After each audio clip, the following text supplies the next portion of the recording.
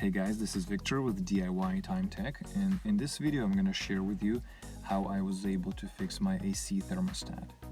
Recently it started randomly shutting off throughout the day for no apparent reason.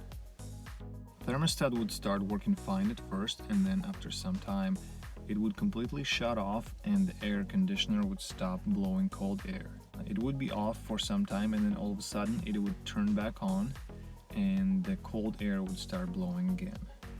Then again, after a couple of minutes, the thermostat would shut off, the air would stop blowing, and this cycle would repeat itself multiple times throughout the day.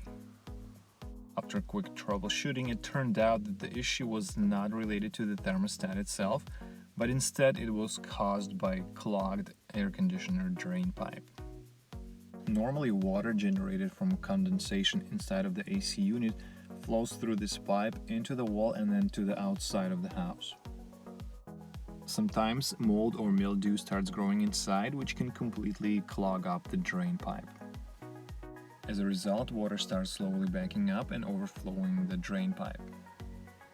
To prevent AC system from water damage, there is a safety float switch that shuts off the AC system when water reaches a certain level.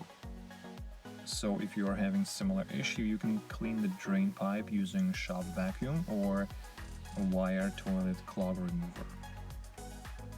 You can also use liquid bleach once a month as a preventative measure against mold and mildew.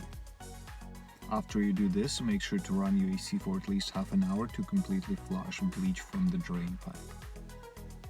If you need help finding tools used in this repair, please check out the links in the description area below.